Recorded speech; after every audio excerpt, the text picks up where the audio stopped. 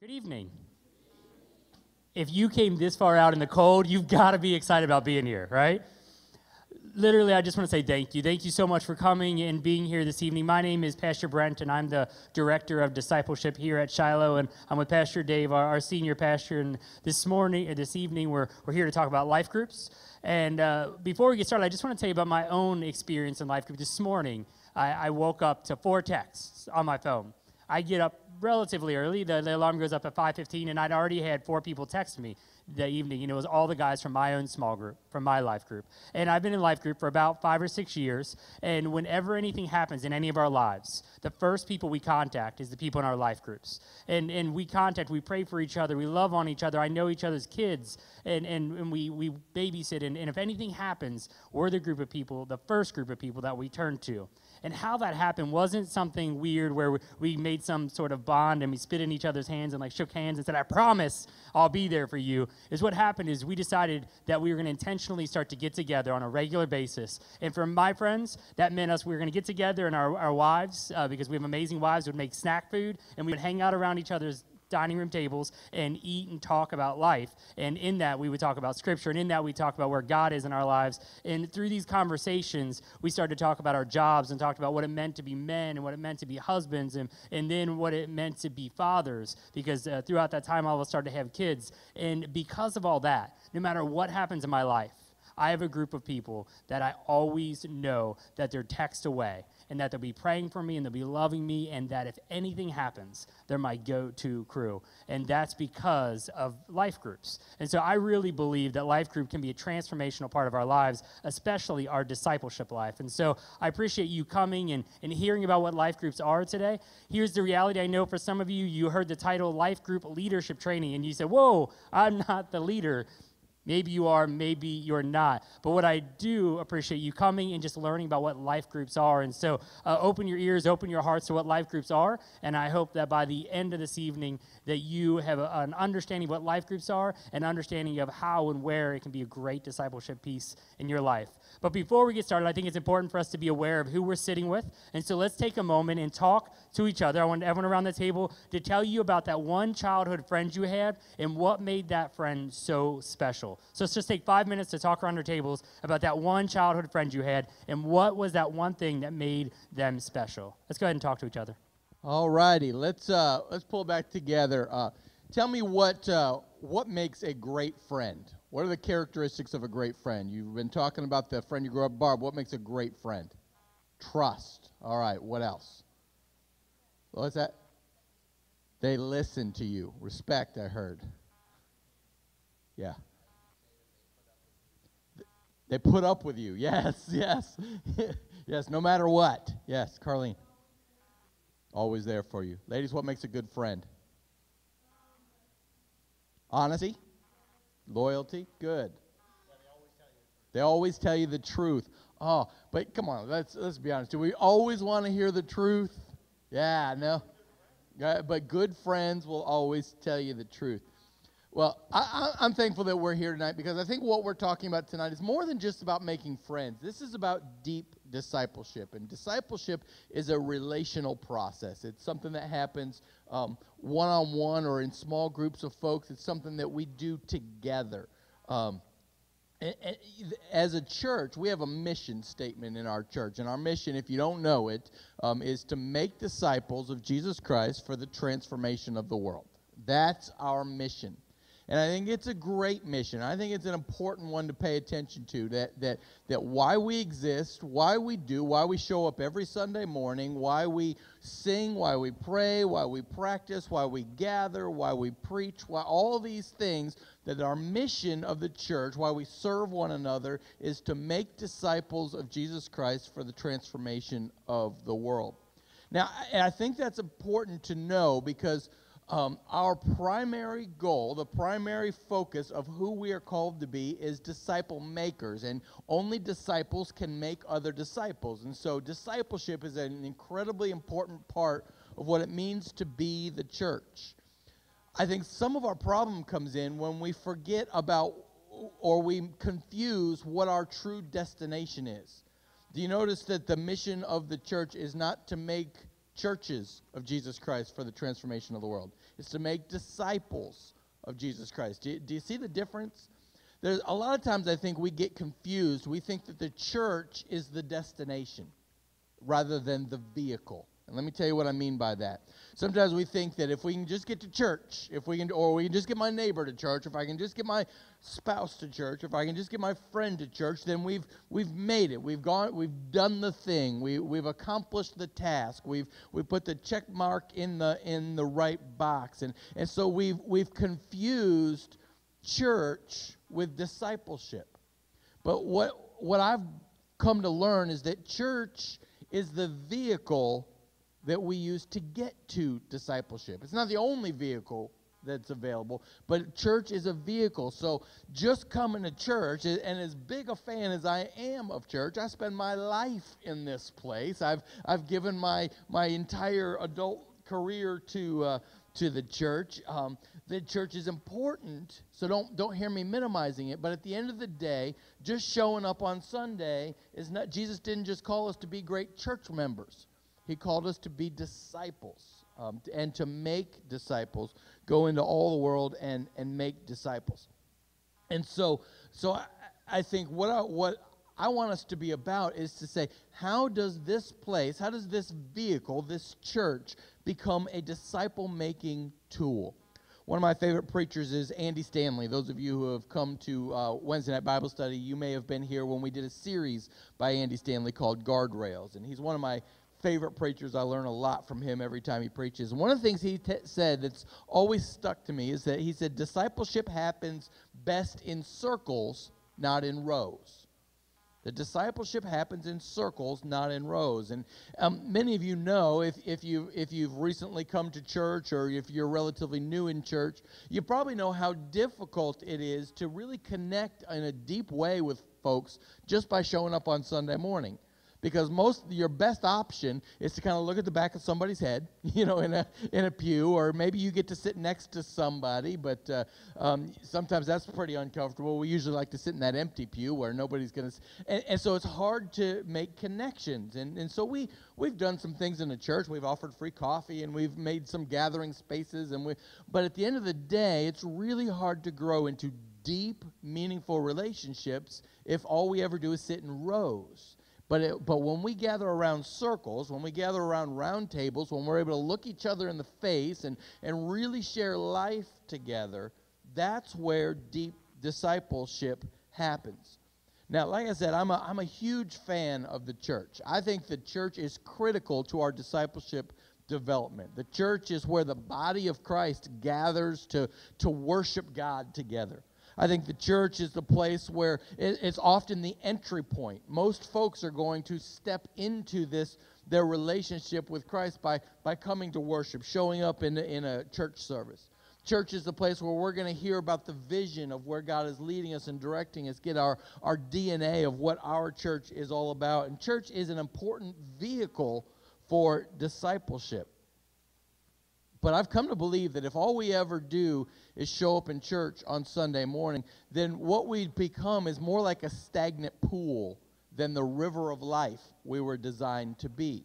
Because what we end up doing is we come and we stay, and we get stuck, and we end up looking a little like this stagnant river or a stagnant pool over here. It's I was telling Brent the other day, I left right after Christmas for about 9 days. We had some time away, and apparently I had forgotten to empty my coffee cup that was sitting on my desk. And so after 9 days, I came back to my office, and there was some growth happening.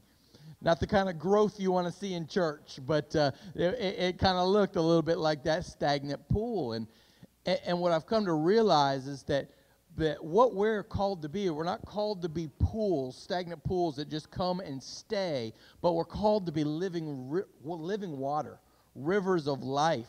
John 7, Jesus said, anybody who's thirsty can come to me and drink, and whoever believes in me, as Scripture has said, rivers of living water will flow from within them.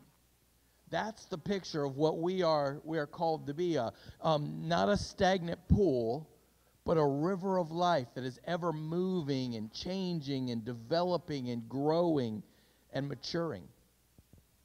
I've come to believe that we've got to dig deeper. We've got to go to these deeper places. Healthy things always grow. Healthy things always mature. Our problem sometimes is that growth and maturity are a little scary. You know, we don't know what that looks like, and so we'd kind of rather doggy paddle in the shallow end than get in the river of life and sail towards this place. In the book of Hebrews, the writer of Hebrews was talking to this church that had been around a while. They'd been doing church for a good long time. They'd been practicing living who Christ had called them to be, and the writer of Hebrews got a little in their face and said, guys, you're missing it, because you showed up, and that's great, but you stayed there, and you didn't continue to grow. You didn't go deeper. And listen to what the writer of Hebrews says in chapter 5. He says, in fact, though by this time you ought to be teachers, you need someone to teach you the elementary truths of God's word all over again. You need milk and not solid food. Anyone who lives on milk, being still an infant, is not acquainted with the teaching about righteousness. But solid food is for the mature, who by constant use have trained themselves to distinguish from good from evil.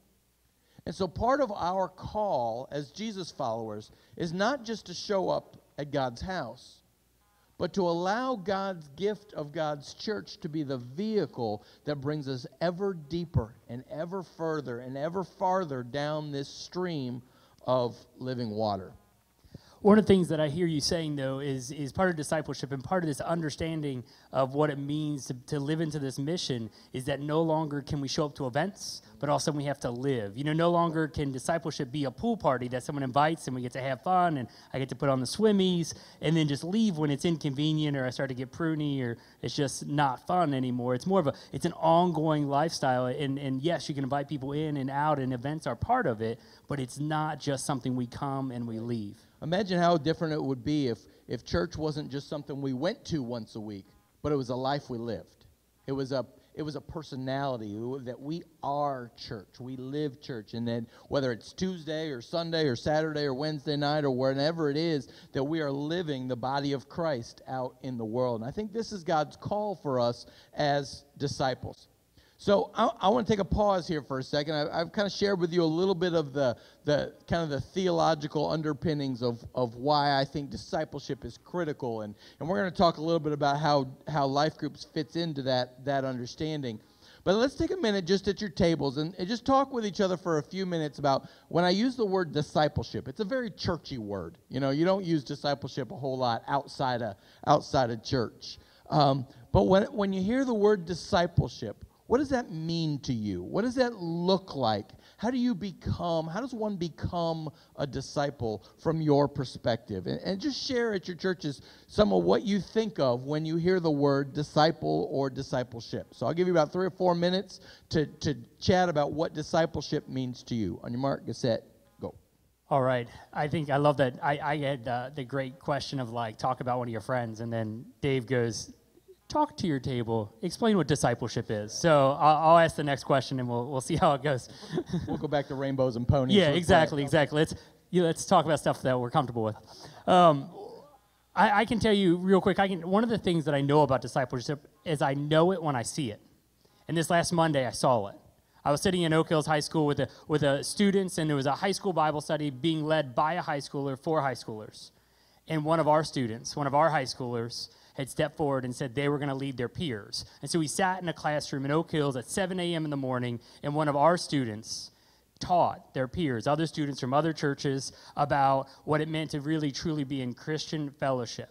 And I sat there, and I thought, how amazing is this? The person that I've been discipling over these last few years, I ran back to church, and I told Kathy Shea, the person you've been discipling these last few years, I just got discipled by.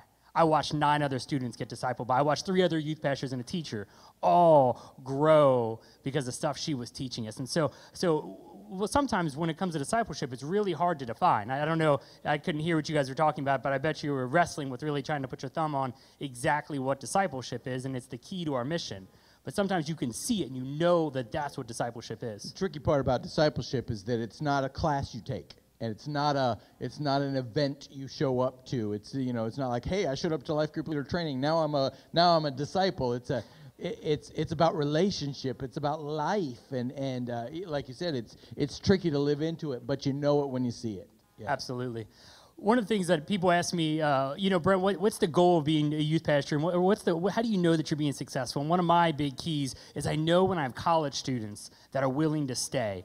And I know when people get out of my ministry and are really step to that next ministry, that they're willing to do things. And so I get other youth pastors or other people go, well, how do you get that to happen? And I ask all of our seniors in high school 3 questions. And I know that if they can answer these 3 questions, that they're going to stay in church. And they're going to stay in a relationship with Christ. And I think they're the same 3 questions that if you can answer about yourself, you're going to stay actively growing in your own faith. And more importantly for tonight is that if you as a group of individuals can answer these 3 questions, that you as a life group will be healthy and vibrant and you'll be transforming each other's lives. And the first one of those questions, it's all based around, kind of picture a triangle. And it's all based around 3 different points. And the first one is in.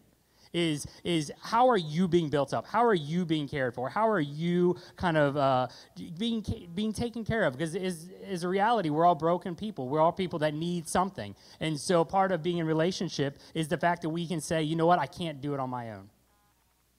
Bummer, I just can't. And so I'm going to be in relationship, and I'm going to let you pour into me, and I'm going to have you teach me, and I'm going to allow this to happen. And so it's that in piece, or that piece that causes us to grow emotionally, but grow spiritually as well. And so if we can answer that question, what's our in? How am I growing? And how as a group are we growing? How as a group, or how are we becoming better carer for each other? How are we challenging each other? How are we teaching each other? How are we going to answer the question of what is our in? And so the second question in that triangle is all about up. Because I've got groups that care for each other, and I've got groups that I can learn from, and I try to take up golfing for a little bit, and I had friends that took me out golfing, and it turned out that even they couldn't teach me how to golf. It's that hard. But there was something missing. That's not the kind of relationship I'm talking about, because there was no up. And that's the other corner of the triangle, is how are we going to make our group to be about Christ? And how are we going to have our actions and our words and our thoughts and our prayers be worship-filled? How can we worship together? And I know that in this room or in the sanctuary, we come together and we worship, and sometimes our life group is part of that same worship, and sometimes it's not. But how can we be pointed up? How can we be pointed to Christ as individuals, but more importantly, as a whole group? How can we be pointed to Christ? And that third piece of the triangle is out.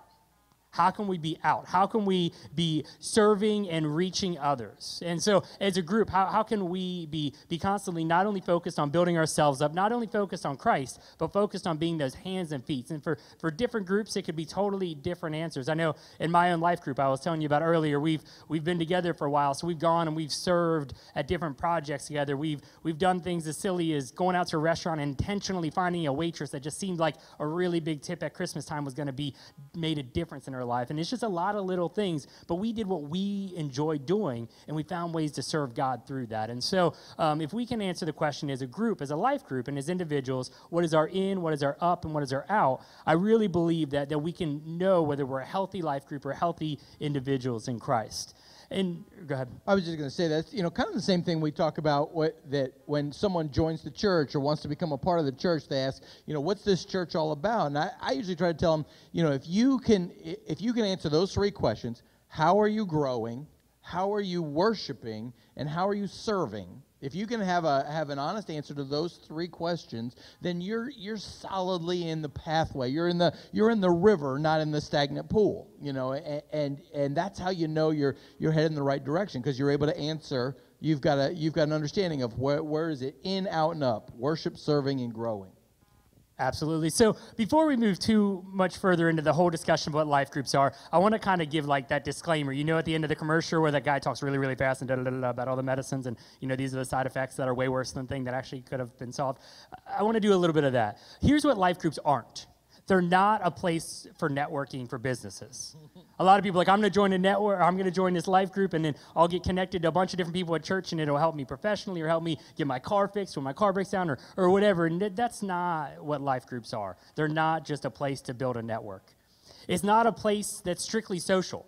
It's not a place that it's just about hanging out. It's not a place that's just about being friends. It's not a place that's just about that, because there's the out component and the serving and the Christ component. You're not going to find in that group that is just social. It's not a place, and this might be hard for some of us, but it's not a place to complain about church. It's not a place where we gather with other church members and we find our grievances with the church or with the pastor or with that young whippersnapper running around this area or whatever. It's not the place that we get together to just have the conversation about the one thing that we all hate or don't like, or, but it's not that. And the fourth thing that it's not is it's not one more thing to do. I think that's the number one people's concern when I go, hey, are you going to come to life group training? Are you going to be in a life group? They kind of give me that look, and they're like, if you knew how busy I was, that's a ridiculous question. And I wish that they could understand that life group is really not just one more thing to do. And Dave's going to talk about that in a little bit, but I want you to hear it's not just one more thing to do. So the flip side of that, what is life groups? They're that place that you're going to experience life as it was meant to be experienced. I read right from the very beginning of Genesis that God sat in the cool of the day with Abraham, listen to me, Adam and Eve. You're like, where? I don't remember that part of the Bible. With Adam and Eve, it wasn't that they were doing anything particular. They were spending time together. And that's what the Garden of Eden was so powerful, was their ability to spend time together. And life groups, I think that'll be a part of it as well. It's a place where we're going to grow spiritually and in other ways. It's the idea that I'm going to intentionally be part of a group that's going to challenge me, and I'm going to be intentionally part of a group where I'm going to challenge others to grow. And it's my core group of friends. It's that place where I can find encouragement. It's that place where I can find grace. My life group is the place where I go and talk about, man, this week I was not the greatest husband I could have been. This week, I was not the greatest father I could have been. This week, I really messed up at work. And it's because they're going to love me, and they're going to go, man, you need to knock that off, but we love you anyways. And it's also that place of accountability and discipline. We talk about that, and you're going to talk a little bit about it in a little bit, but what discipline and grace is, and that balance between the two. And so it's an accountability community. And so the reality is none of us are perfect. All of us have areas of growth. All of us have learning edges. And hopefully life group is that place that gets us in that moving pond and not sitting in the stagnant water that's just kind of murky. When I was trying to find these videos, it was amazing. I typed in stagnant water, and all of them had jumping into stagnant water, because that's apparently something people really want to do. It's full of YouTube. People jumping into things like that. This, nobody was jumping into, but it's beautiful, and it keeps flowing. So let's get together and let's talk about, just for a second, now that we've heard what it's not and we've heard what it is, what are your biggest hopes, or maybe what are your biggest fears to what life groups could be in your own life? Yeah, if you were part of a life group, what would you hope for? And some of you who aren't yet part of a life group, what are you thinking, like, oh, I don't know, that could be scary? So let's share some of your hopes and fears around life groups. About 3 or 4 minutes, go. All right, let me hear from some of you. Let's start with our hopes for life groups. What do you hope for? If you're going to be a part of a life group, what are you going to hope for? What are you going to hope a life group is going to be about in your life? To make new friends. Okay, good. What else? Make you grow. Yeah. What else? Leslie, what would you hope for? Meet new people. Okay. Yeah, Ron.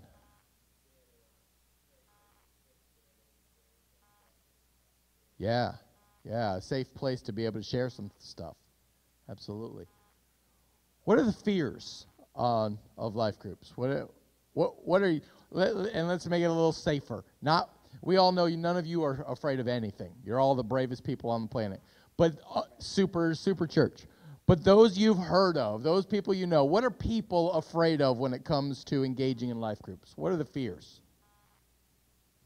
Yeah, Caleb.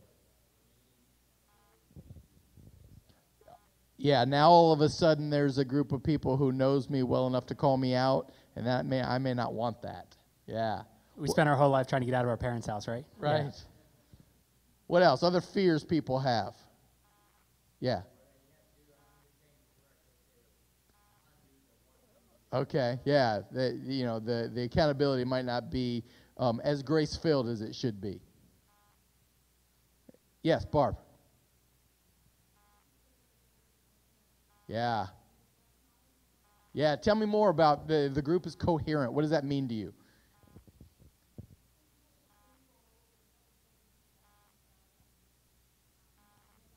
Yeah. Yeah. Remind me later, because you said something that's really important. You said it doesn't always work. We're going to get back to that. That's going to be critical, because one of the fears I hear from folks is, oh, wait, I was in a life group, and it kind of sucked. Or those people were crazy, or we had this falling out, or there was this issue, or whatever it was, and so I don't ever want to do that again. Okay, we're gonna remind me. We'll get back. That's an important one, because I think that's a big fear of some folks. Because what you do in life groups is you kind of put your heart out there, and if it gets stepped on, you kind of are less apt to do it the next time, right? Any other fears? Yeah.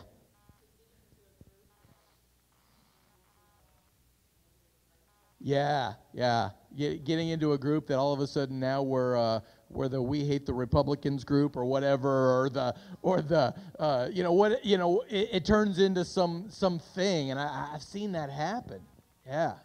I think one of the fears that I've heard people say is they're worried that it's so developed, or maybe I'm not mature enough, or maybe I don't know enough about the Bible, and if I start talking and having conversation with people know that I don't know enough about the Bible, or they'll know that I don't know enough about this or that, and there's just this fear that maybe I'm just not smart enough, or I just don't have it all together enough to be part of that, because when I talk to people, they're going to know. Right. Yeah, I'm going to get exposed. Yeah. Yeah, no doubt.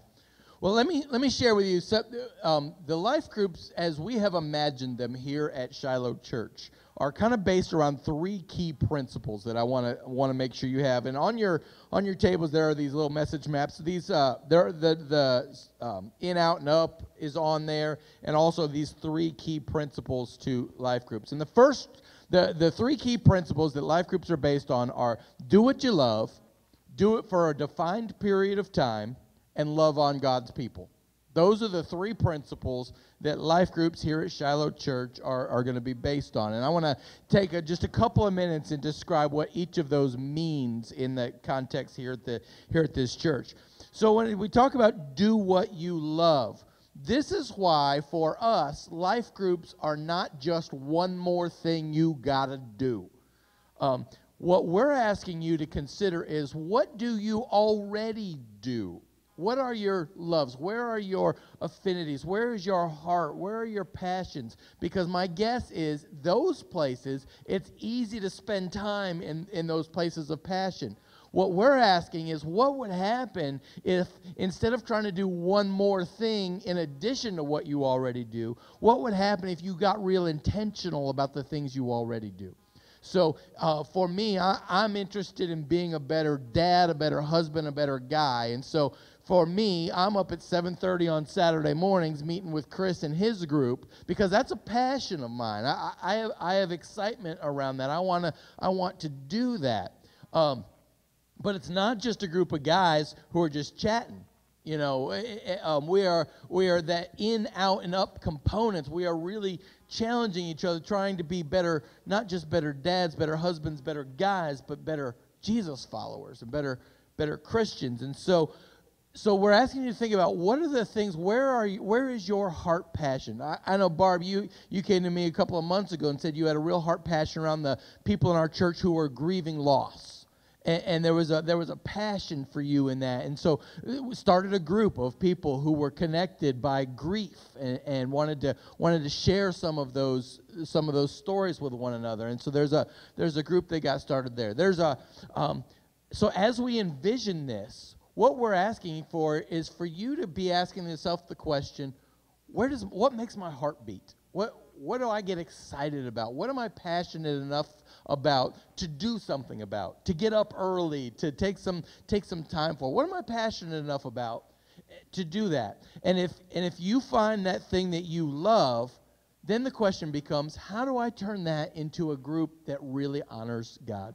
And so we're envisioning groups that are going to emerge out of Shiloh Church. We're on the very beginning of this. So we're just real brand new. We've got a few groups that have started to be birthed here at the church, but we're envisioning down the road just dozens of different opportunities where we could see groups coming, or recreational groups. There's a sewing group that meets here. They fixed my glove earlier today. They were in their room sewing, and I began to talk with them about how, man, what would happen if you guys weren't just about sewing, but you were a life group. You're really praying for each other and loving on each other and being intentional about your faith in here.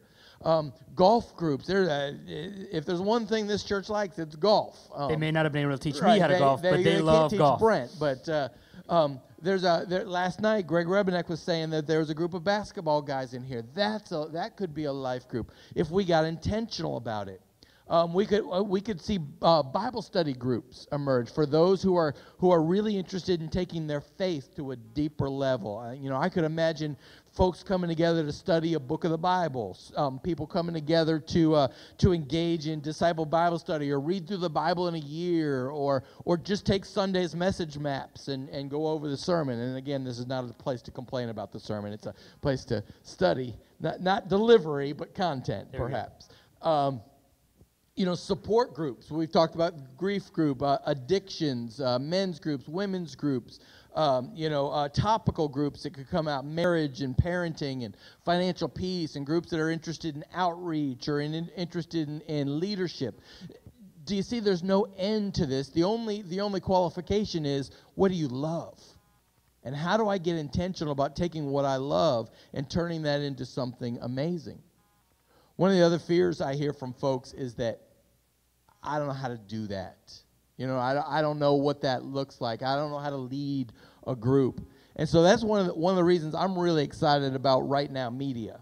Go ahead. Hey, Becky, will you go ahead and pull up Right Now Media on our screen? It's actually just going to be on this screen right over here. If you look at Right Now, our church is resourcing every single church member that's willing to give us an email address and sign up. We're willing to pay the bill for you to have this resource, and it's video-driven. And how many of you guys have ever heard of Netflix? Netflix? Everybody fans of Netflix? This is Netflix for the Bible. That's exactly their disclaimer when we went and signed up.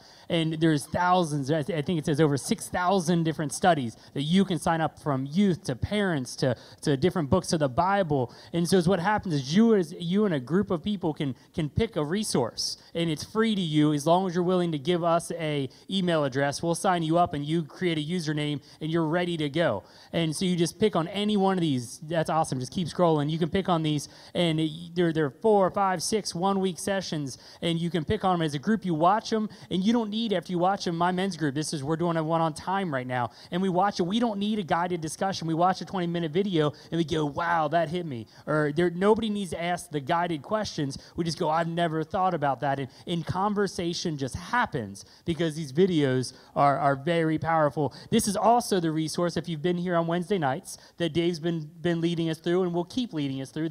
Our big series that's coming up is... Yeah, you want to tell us about it? Starting next week, we're doing a new series called The Mingling of Souls, and it's a study on the book of Song of Solomon, and it's about love, marriage, and relationships. And so it's for married and single folks who want to get serious about the relationships in their life, and we're going to start studying that next week. And the neat thing is, I was just telling Brent earlier, I've been taking some of the videos and pulling them down and getting them ready. And as I was going through them, just editing some of the videos, I was listening to the content and really evaluating my own marriage and some of the places where I was telling Brent, I said, I think I probably need to call my wife because I was a kind of a jerk, It was just that level of accountability that led to this. So we just want you to know that we're not leaving you out there as people who are interested in looking to be disciples and to disciple others. We're not leaving you out there to just say, okay, good luck, go for it. There's a book called The Bible. Yeah, right. We want to resource you with that. So on your tables, there's a little flyer that said, right now, if you're not signed up yet for Right Now Media, maybe you've given us your email address before and you got the invitation, but you're like, I don't really have time for that right now. This is another great time to get signed up for Right Now Media. And we're going to have these in the bulletin on Sunday as well, see if we can get our church connected with it. One of the other things that I love is the youth pastor is we're using this for a lot of our studies. And that second video that's listed up there, putting Plan B into action, is what our youth are going to be studying at both of our Price Hill and our Delhi campus. And so if you're a parent and you want to know what your kids are learning about, you can pull the teaching right off there, and you could watch it after you've dropped your son or daughter off, or later or before, and you can know exactly what your student's learning and be part of that conversation. And so as a youth pastor, I love it because I can include parents in on the teachings in a way that's convenient for them, in a way that just really seems to work and allows parents to see lessons that are coming, and it just works really well. And the really nice thing about Right Now Media is that, I could come in here on Wednesday nights and I could teach a pretty decent Bible study. I've got a Bible degree and master's degree and all that kind of stuff. I could probably teach a pretty great Bible study, but most folks wouldn't be able to go back into their homes, into their workplaces, into their communities, and even into their families and replicate that. With this, all you need is a screen and an email address. And smartphone, an iPad, a computer. And you've got the resource right there at your fingertips. So the first principle is do what you love. Do what you love. And there are thousands of categories, anything I could think of that I'd be interested in studying, learning more about, growing in. Right Now Media has a lot of resources. Great place to start. The second principle is do it for a defined period of time. Now, that's an important one because one of the fears I hear from folks who want to be in life groups is that I want to be in a life group, I don't want a life sentence. Right? You know what I mean? You know the difference. You know what I mean? And a lot of times you get into a group, especially a church group, or some of you have experienced this before. You say, hey, I'll serve in the nursery, and all of a sudden for the next 100 years, you're the nursery person. Right? Table of youth workers right here. Don't listen to this part, please. Right. Thank you. There's no way out. There's no graceful way if it's not working. Barb, you mentioned groups that maybe aren't clicking all the way. And so what we're developing here is a semester system. So 3 times a year, we're going to be encouraging people to sign up to be a part of life groups. And our semesters are going to run January through April, May through August, and September through the beginning of December or so. And so there'll be 3 opportunities. And what we'll encourage folks to do is if your life group is working, if it's clicking, if it's changing your life, if it's really connecting with you, stick with it. Keep going, keep moving, keep living in the river. Go deeper, go deeper. And so we're going to encourage you to do that. But you may find it's not working. You may find, I got in with a group of folks I don't really click with.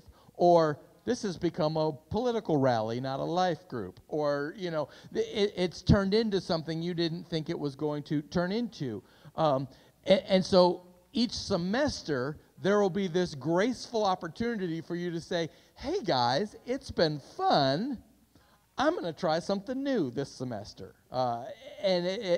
Just providing a graceful way for you to say, hey, you know what, we're moving on. The other reality is that everybody goes through different seasons of life. And so in one season, you may be interested in financial peace for your family. And you take Financial Peace University for a semester, and you really study, and you find yourself in this place where, man, that really worked. But now you're ready for something else. Now you want a Bible book study, or you want to study parenting, or you want to go deeper in some other area of your life. And the semesters give you the opportunity to take a break and to say, I'm ready for the next new thing in my life. The important thing to know about life groups is that life groups are relationships. They are relationships. And so, Barb, I so appreciated when you said sometimes they just don't work. How many of you married the first person you ever dated? Nobody, right? Right? You dated somebody for a while, and it was junior high, and it was all giggles and fun for a minute, and then 6 weeks later you broke up because, I don't know, that's what you do in junior high. And then you dated somebody else, and then you were in high school and in college, you date other people. You try relationships on for a while. Here's what you don't do. You don't say, oh, man, remember that junior high relationship I had? That ended when she punched me in the face. That was, Turned out she really liked you. Turned out that was her way of saying I love you. But, that was the end of that relationship. So I'm never going to get into another relationship ever again.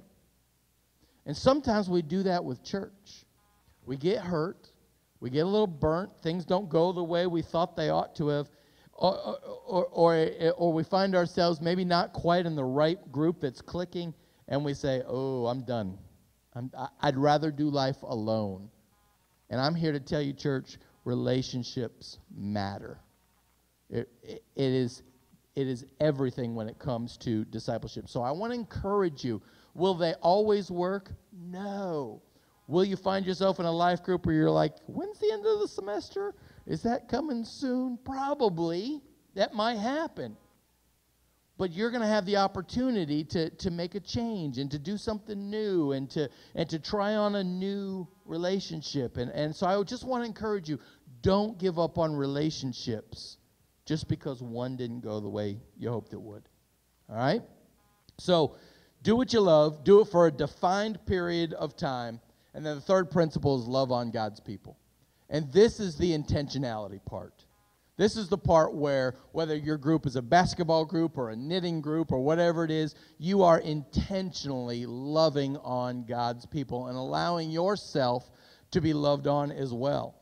One of the requirements for life group leaders, we put the covenant, life group leader covenant, on the back of this little message map here, just so you know. And one of the things we ask all of our life group leaders to do is to pray daily by name for every person in your group. To pray daily by name for every person in your group. So throughout the last couple of weeks, I've been praying by name for the group of guys on Saturday morning that have been coming to this group we've been meeting with, and just, you know, it's a 2-minute, God, I just pray for this person and that person and bless them, but the more I find myself praying for people, the more I find myself falling in love, you know, in a godly kind of way. That what it means to love on God's people, some of you will remember me saying my definition of love is the perfect balance of grace and discipline. That's my understanding of the way God loves us and the way we ought to love one another, with this balance of grace and discipline. You've probably heard me say before that love that is all grace is enabling and disgenuine. Love that's all discipline is abusive and hurtful. And so we've got to have that balance of grace and discipline. And our life groups need to be the same. I'm not looking for a life group that's just going to tell me what I want to hear all the time. When I show up at our men's group on Saturday morning, I need those guys to say, hey, Dave, sounds like you're being kind of a jerk. You know, I need that in my life because I'm really good at being a jerk without a whole lot of help. So it's that accountability and it's that intentionality, loving on God's people with grace and with discipline, and being able to build relationships to the point where people trust me enough to be able to say, when I say, you know what, Brent, I'm going to say something that I don't want you to take it wrong, but I need you to hear this, that we've built that relationship in such a way that he can hear that, and I can hear when he's holding me accountable as well. So life groups, those 3 principles, that's what it's built on. Do what you love, do it for a defined period of time, and love on God's people while you're doing it. Go ahead. I think one of the things that when you start to hear this talk and you start to comprehend and think about how it's going to work in your life, it feels like, well, that sounds awfully idealistic. That sounds like some sort of, A plus B plus C. Well, I mean, it has to equal D, and life doesn't work that way. But the fact is, I've seen it repeatedly work that way. You've seen it repeatedly work that way. I've seen large communities and small communities, and I've seen people working on cars, and I've seen lifeguards swimming at a pool. I've seen men and women in this kind of similar pattern of people just doing what they love for a defined period of time and loving on God's people. It seems too simple. It seems too idealistic. But the reality, we've both seen this repeatedly happen in our own lives as well as others. And through those, the lives to change. So I don't want you to hear that and go, well, that was so nice, but that would never work in my life. Because the reality is, we've watched it work. Yeah. It's amazing what happens when we get intentional about following Jesus with other people around us who are also intentional about following Jesus. It changes everything. And it takes some time. I've been meeting with this men's group. I've probably met 5 or 6 times maybe. I've missed a couple through through some traveling that I've done, but I've probably met with them 5 or 6 times, and we're still kind of getting to know each other. Last Saturday, we just shared our testimonies with one another, and there was a little bit of sense of, okay, I'm about to tell these guys some stuff, and a little anxiety about some of that. Do I trust them enough for that? And so, we're learning our way into that, and it takes some time to build the kind of deep relationships. But here's what I know. A life group relationship is just like any other relationship. You get out of it what you put into it, and it makes a huge difference in your life. Tell us how to get involved here, Brent. So one of the I was on Facebook this week, and it was after a great conversation I had, and I saw this amazing quote, and it was by Bob Goff, and it said, I used to think that being a leader, God made something special in you, but I realized the only thing that was special was my willingness to say yes. That God gave us all the ability to lead. It's just whether we're willing to say yes or not. And so that leads us to this portion. If you find in the middle of all your tables, you can find a postcard-sized piece that wasn't at your place, because I wanted you to be able to reach out and grab it and literally take on. And so do we have one up here? If not, I can grab one. It looks just like this. You can find them all in the middle of your table. And so some of you walked in and you thought, I want to hear about these life groups, but I'm definitely not a life group leader. But maybe something happened today. Maybe you heard something. Maybe you thought, oh, I can do that. I can be in relationship with somebody. I can be intentional about it. If all a life group leader is somebody who facilitates a conversation and who pulls up a website and loves on people, maybe I can do that. Turned out I was doing it and didn't even know. Right. But either any way you look at it, if you can put your name, your phone number, your email, and check what's the best way we can get connected with you. And there's a couple of things that we're asking if you're ready to be part of the life group community here. And one is that first checkbox, and it says, yes, I would like to be a life group leader. And then we want to know, if you want to be a life group leader, what do you want to be focused on? Do you want to be is grief the thing that makes you passionate? Is a men's group the thing that makes you passionate? Is I really want to study the book of Nehemiah and talk about leadership?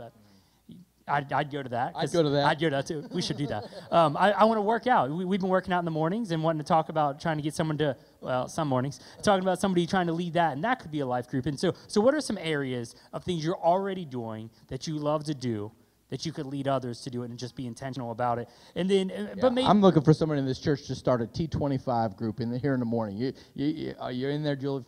A workout group early in the morning here. I would love that. I would be a part of that group in 2 seconds. 2 of us would be part of that group because you wouldn't let me not be part of it. Right. So, but if you're not there, if you're I'm not the leader. But you know what? I would be interested in being part of what you're talking about. I'd be interested in being part of a life group. I'd be interested in that kind of relationship. But I'm not quite ready to be the lead person. There's a box and it says I would like to join a life group. And maybe you're not there yet either.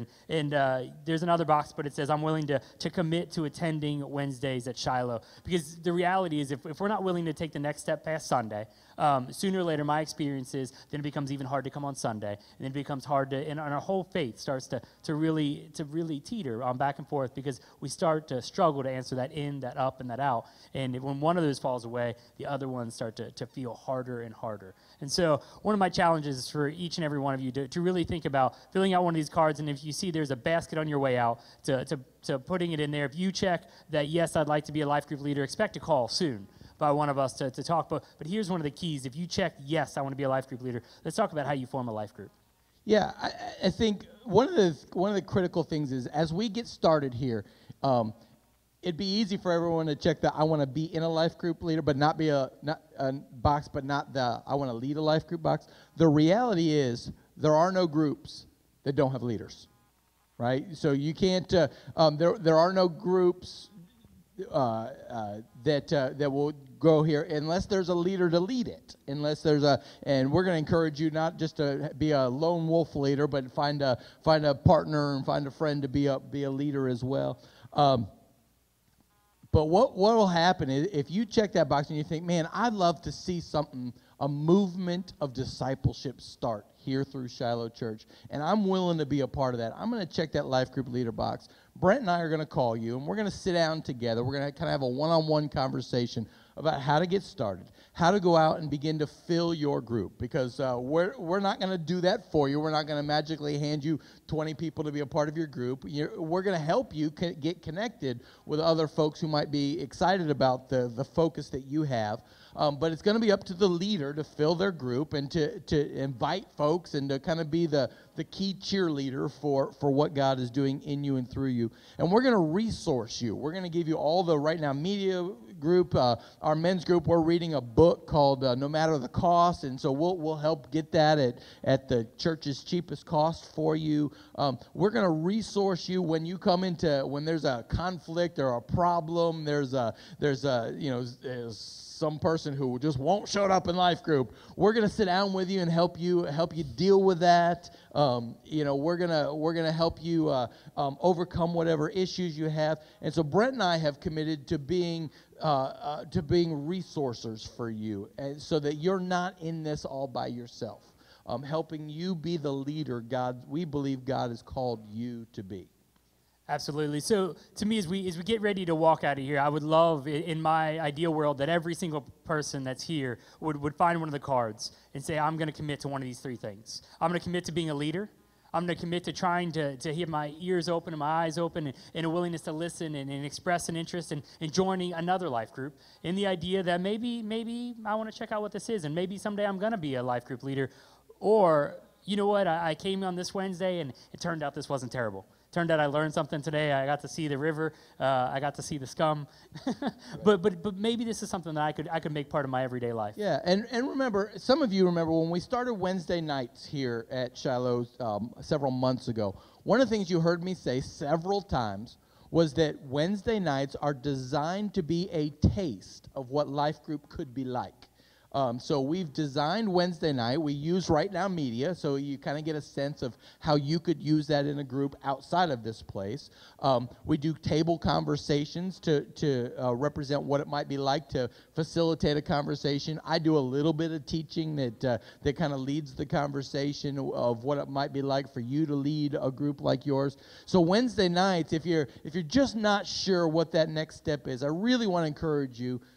Wednesday night is a great place to just kind of come and say, all right, if I need to learn a little bit more before I'm willing to check that top box, but I also want you to hear me say, don't let Wednesday night become your next stagnant pool. Okay? Don't let Wednesday night become that place where you come and you just get stuck. Because Wednesday night is designed, intentionally so, to be a training ground for leaders and for people to become part of life groups that are going to grow and multiply them as disciples of Jesus Christ.